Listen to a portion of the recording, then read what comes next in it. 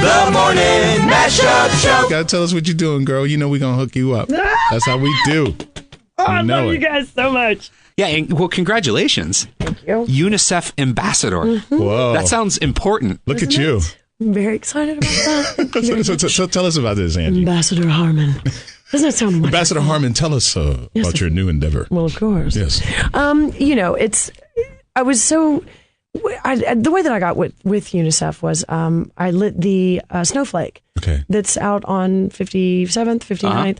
And I never knew that had anything to do with UNICEF. I thought, oh, that's pretty. Look at that pretty decoration for Christmas. Actually, what it is, it's a representation of every child. Every snowflake is different. Wow. It's a representation that every child is different. Okay. And as soon as I found out, this is a thing with children and the children of the world. Girl, what you doing here? Come on. Hi. Sorry, we just got a greet and a hug. Hi, baby. Oh, how are you? I'm Rich good. Davis. Hey, what's up, Rich? Hi. Say hi to Angie. What's up, Angie? How are you? I'm sorry. We're so sorry to interrupt. So you keep going, baby. You keep going. Whatever you were saying. Girl, we were just talking about the children. Yes. It's a thing with me. It's just I'm passionate about kids, and especially ones that are violated and victimized, and I can't stand for it. I really can't. For people who don't understand UNICEF or know very little about it, kind of explain what you do. Okay. I am now the face of basically bringing attention to the issue of child trafficking.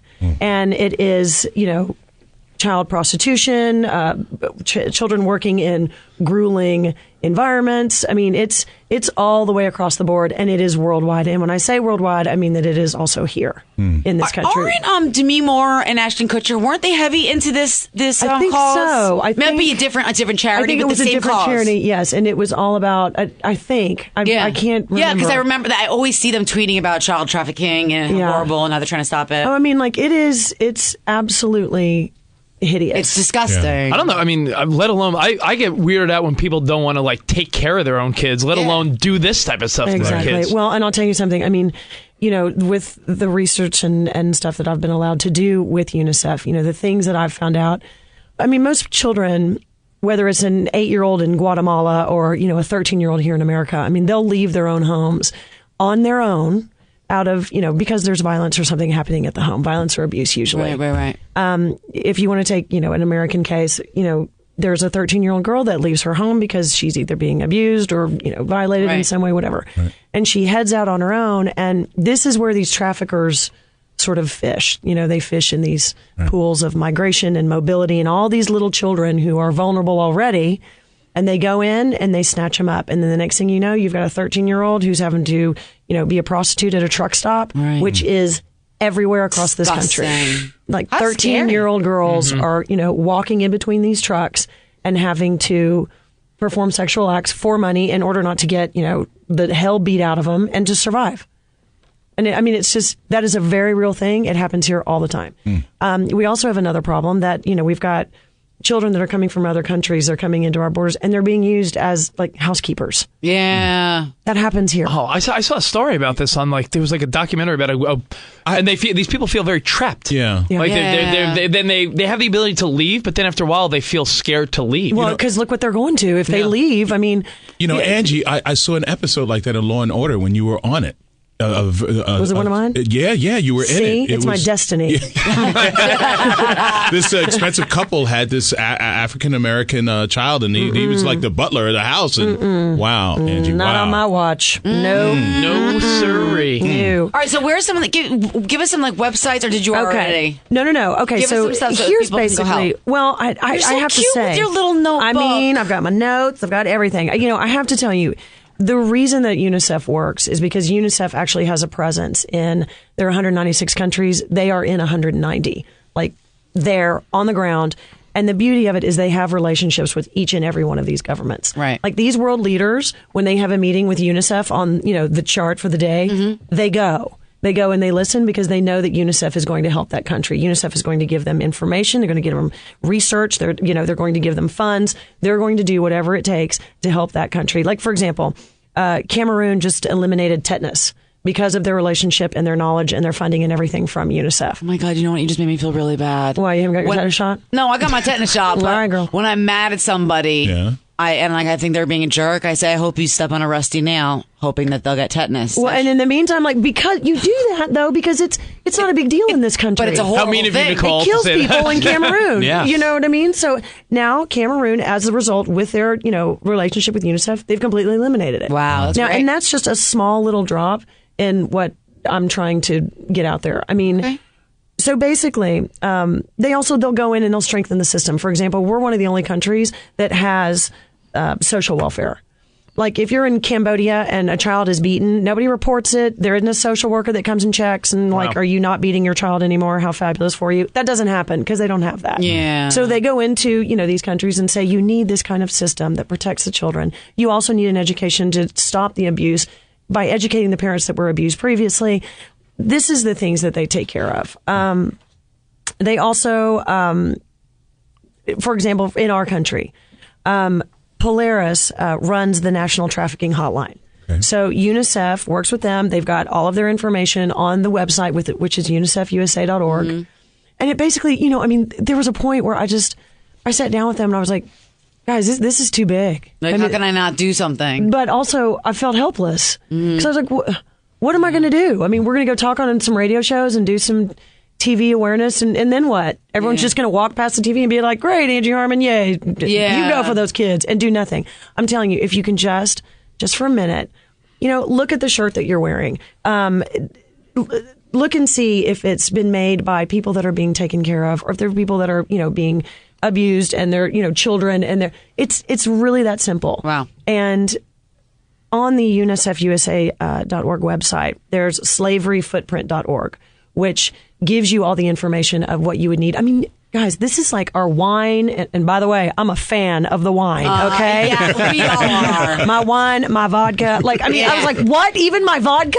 I got to find a new vodka. Come on. Wow. I need a child-friendly vodka. Dang it. Is this vodka child-friendly? That's what I need. Do you obviously you do this because you're a good person, but do you feel like a lot of people aren't doing what you're doing? You have a voice. Do you feel like there are certain celebrities that don't do it? The only reason why I have a voice is because I'm famous. Yeah, but I'm saying, do you feel like other people that are... It's a shame. It's ridiculous. Yeah, but that's an advantage you have. You have a voice to help pass the good word. Do you think there's people that have fame and notoriety but don't do anything?